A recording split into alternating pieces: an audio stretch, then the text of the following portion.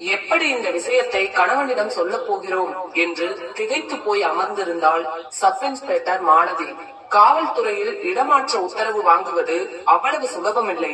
அதற்கு பல லட்சம் ரூபாய் செலவாகும் என்று அவளுக்கு தெரியும். மதுரையில் RDO அலுவலகத்தில் பணிபுரியும் அவள் கணவன் கை நிறைய சம்பளமும் பை நிறைய கிம்பளமும் வாங்குபவன். எத்தனை லட்சம் ரூபாய் ஆனாலும் தானே கொடுத்து விடுவதாக சொல்லி இருந்தான். திருமணமாகி ஓராண்டு தனித்தனியாக வாழ்ந்து வார இறுதி நாட்களில் சந்திப்பு என்ற நிலைக்கு பழகி கொண்ட பின் எல்லா நாளும் கணவனுடன் இருக்கலாம் என்ற செய்தி மாலதிக்கு இழுக்கத்தான் செய்தது. ஆனால் அதற்கு இப்படி ஒரு விலையா?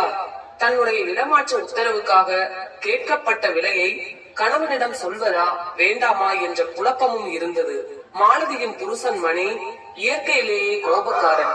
இதை கேட்டு ஏதாவது அசம்பாவிதமாக செய்துவிட்டால் மாலதியின் அலைபேசி அழைத்தது. மாலதியின் உயர் அதிகாரி அழைத்தார். மாலதி, நான் சேகர் பேசுறேன். Good morning sir. சாஸ்திரி நகர்ல ஒரு அபார்ட்மெண்ட்ல மசாஜ்ங்கிற பேர்ல விபச்சாரம் நடக்கிறதா தகவல் வந்திருக்கு. எஸ் சார், பகல்லையே நடத்துறாங்களாம். நீங்க சரியா 11 மணிக்கு அங்க போங்க. கையும் களவுமா ஆளுங்களை புடிச்சிட்டு வந்துருங்க. Yes sir. மணி 10 ஆகியிருந்தது.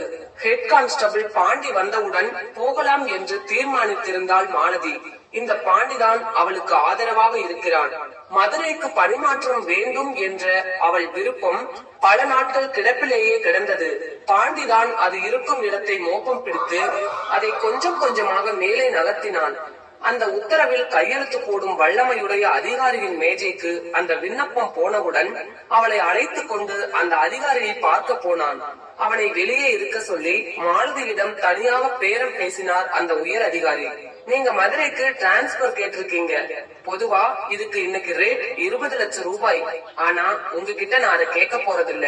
அத என்பதில் அவர் கொடுத்த அதிகப்படி அழுத்தம் அவர் எதை கேட்க போகிறார் என்பதை அவளுக்கு கோடிட்டு காட்டியது. அசிங்கமாக சிரித்தபடி அதைவிட அசிங்கமாக பேசினார் அதிகாரி. நான் அந்த விஷயத்துல கொஞ்சம் வீக்கு. இல்ல அந்த விஷயத்துல நான் ரொம்பவே ஸ்ட்ராங். சந்தேகம்னா beach station inspector Sembaga Lakshmi கிட்ட கேட்டு பாருங்களேன். அடுத்த வாரம் நான் கொடைக்கானல் போறேன். நீங்க என் கூட வரணும். நாளே நாள் தான் உங்களுக்கு டியூட்டி மார்க் பண்ண சொல்லிடுறேன். திரும்பி வந்தவுடன் உங்க டிரான்ஸ்பர் ஆர்டர் ரெடியா இருக்கும். என்ன சொல்றீங்க? என்ன சொல்லுவது? இப்போ ஒன்னும் சொல்ல வேண்டாம். 2 நாள் யோசிங்க. டிரான்ஸ்பர் வேணும்னா இந்த நம்பருக்கு போன் பண்ணுங்க. இப்ப நீங்க போகலாம். பேய் அறைந்ததை போல் வெளியே வந்தாள் மாலதி. இதை யாரிடமும் சொல்லக்கூடாது என கங்கணம் கட்டி கொண்டாள். அவள் சொல்லாமலேயே கண்டுபிடித்து விட்டான் பாண்டி. பணம் தவிர வேறு ஏதாவது கேட்டாரா மேடம்? உயிரில்லாமல் தலையாட்டி நடந்ததை சொன்னாள். யதார்த்தமா யோசிச்சு பார்த்து முடிவெடுங்க மேடம். இந்த ஆளு சொன்னா கரெக்டா செஞ்சிடுவாரு. அந்த விஷயத்துல நேர்மையான ஆளு. என்ன எளவு நேர்மையோ என்று அழுத்து கொண்டாள் மாலதி. என்ன மேடம் யோசனையில இருக்கீங்க? பாண்டியின் பேச்சு அவள் நினைவலைகளை கலைத்தது. பாண்டி, 4 லேடி கான்ஸ்டபிள கூட்டிக்கிட்டு உடனே கிளம்பணும். ராத்தல் ரைடு செய்ய போறோம். எங்க மேடம்? அடையாறு சாஸ்திரி நகர்ல விலாசத்தை சொன்னாள். அங்க வேண்டாமே மேடம். வலிந்தான் பாண்டி. ஏயா? நான் அவங்க கஸ்டமர் மேடம். எனக்கு ரெகுலரா ஒரு ஆள் வரும். சரோஜான்னு பேரு. சூப்பர். தூ, உனக்கெல்லாம் எவையா போலீஸ்ல வேலை கொடுத்தது? தன்னை தகாத உறவுக்கு அழைத்த உயர் அதிகாரியிடம் சொல்ல முடியாத வார்த்தைகளை பாண்டியிடம் சொன்னாள் மாலதி. மதியம் 1 மணி சாஸ்திரி நகரில் சற்று ஒதுக்குப்புறமாக இருந்த வீட்டில் நடத்திய அதிரடி சோதனையின் விளைவாக 4 அழகிகள் மற்றும் தொழில் நடத்தி கொண்டிருந்த நடுத்தர வயது பெண்மணியையும் ஜீப்பில் அள்ளி போட்டு அழைத்து வந்தனர். மற்றவர்கள் அடங்கி ஒடுங்கி இருக்க பாண்டியின் ஆளான சரோஜாதான் துள்ளி கொண்டிருந்தாள். யோ, என்னையா யாரும் வரமாட்டாங்கன்னு சொன்ன? நெளிந்து கொண்டிருந்தான் பாண்டி. ஏ, மரியாதையா பேசு. அவர் ஹெட் கான்ஸ்டபிள் தெரியும்ல. அவர் என்னோட கஸ்டமர், அது உங்களுக்கு தெரியும்ல. வாய மூடி ஏங்கா கோச்சுக்கிறீங்க? முன் சீட்டில் அமர்ந்திருந்த மாலதி திரும்பி சரோஜாவின் முகத்தில் அடித்தாள். அடியின் வேகத்தில் நிலை குலைந்து விழப்போனவளை மற்ற பெண்கள் தாங்கி பிடித்தனர். யாருக்கு யாரடி அக்கா? இன்னொரு தர அந்த வார்த்தைய சொன்ன அறுத்துருவேன். சரிக்கா, இனிமே அப்படி சொல்லல. மீண்டும் ஒரு முறை திரும்பி தன் பலத்தை எல்லாம் திரட்டி சரோஜாவை அடித்தாள் மாலதி. இன்னொரு தர அந்த வார்த்தையை கேட்டேன், கொலையே செஞ்சிருவேன். ஸ்டேஷனுக்கு வந்தவுடன் மாலதி முன் தலையை சுரிந்தபடி நின்றான் பாண்டி. என்னையா? மாலதியின் குரலில் எரிச்சல் இருந்தது. மேடம், அந்த பொண்ணை மட்டும் விட்டுருவோம், எனக்காக பிளீஸ். ஏன், உன் ஆளுங்கிறதுனாலயா? அப்படின்னா அவளை இங்கேயே வச்சு மாலை மாத்தி கல்யாணம் பண்ணிக்கோ, அவளை விட்டுறேன். என்ன சொல்ற? லாக்கப்பில் இருந்த சரோஜா பலமாக கை தட்டினாள். Super echo! தன் கையில் இருந்த தடியை சரோஜாவை பார்த்து தூக்கி எறிந்தாள் மாலதி.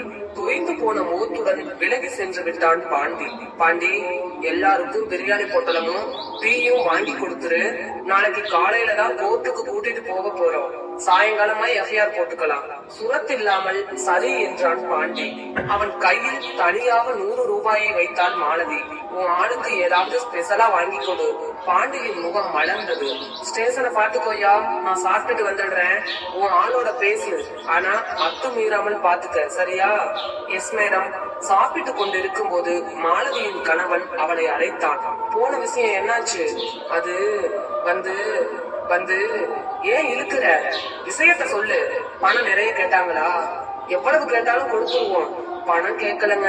அப்புறம் தட்டு தடுமாறி விஷயத்தை சொன்னான் மாலதி.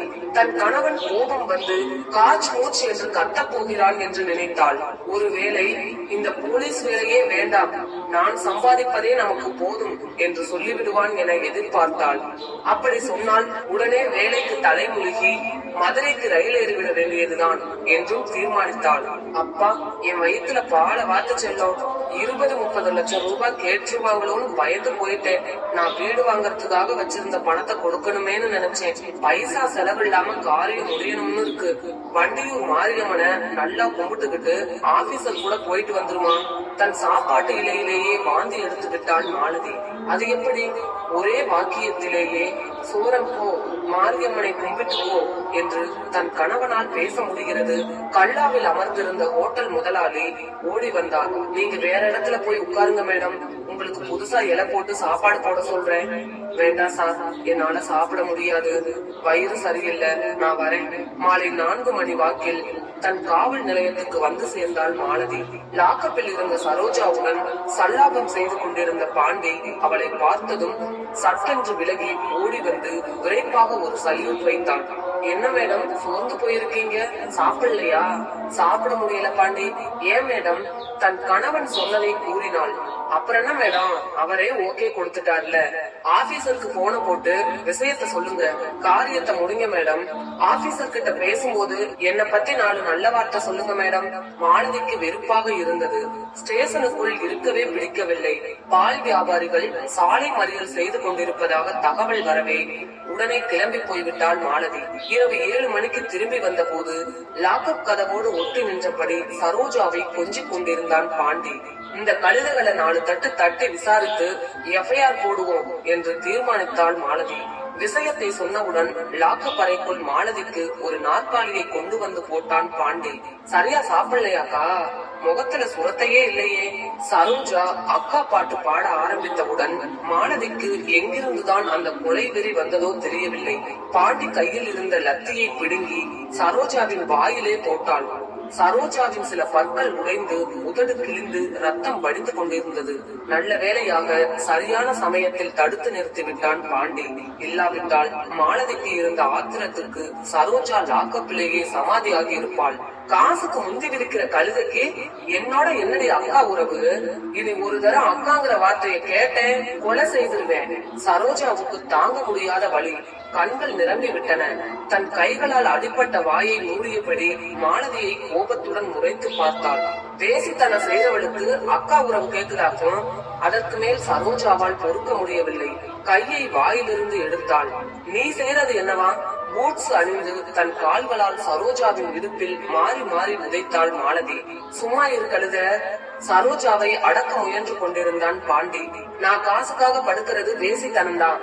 நீ டிரான்ஸ்பருக்காக ஆபீசரோட படுக்க நினைக்கிறது பத்தினிகிறதமா? நானாவது சோத்துக்கு இல்லாம செய்யறேன், நீ இன்னும் சுகமா வாழணும்னு செய்யற. அதுக்கு உன் புருஷனே உடந்த தூ என்று சரோஜா துப்பிய போது ரத்தத்தோடு சேர்ந்து அவளது உடைந்த பற்களும் கீழே விழுந்தன. அவளை மிதிப்பதற்காக மாலதி தூக்கிய கால் அப்படியே அந்தரத்தில் நின்று கொண்டிருந்தது. பின் மாலதி விடுவிடுவென்று வெளியே போய்விட்டாள். பாண்டி, எல்லாத்தையும் வெளியே விட்டுறியா? எஃப்ஐஆர் போட வேண்டாம். மதியம் நாம் அங்க போகும்போது யாருமே இல்லைன்னு சொல்லிரு, புரியுதா? மற்றவர்கள் விட்டால் போதும் என்று ஓடிவிட்டனர். சரோஜா மட்டும் தயங்கி தயங்கி மாலதியின் இருக்கைக்கு வந்தாள். நிமிர்ந்து பார்த்தாள் மாலதி. சரோஜாவின் உடம்பு அந்த தொழிலுக்கே உரித்தான வளமையுடன் இருந்தது என்றாலும் முகத்தில் அதீதமான வாட்டம் இருந்தது. புருஷன் தான் சொல்றானேன்னு ஏடா கூடமா எதுவும் செஞ்சிடாத. ஆம்பளைங்க அத மறக்கவே மாட்டாங்க. நீங்க 2 பேரும் தனியா இருக்கும் போது ஆபீசர் உன்னை அங்க தொட்டானா இங்க தொட்டானான்னு அசிங்கமா கேட்டுட்டே இருப்பான். நான் வரேன்கா. இந்த முறை சரோஜா அக்கா என்று அழைத்த போது மாலதிக்கு கொஞ்சம் கூட கோபம் வரவில்லை.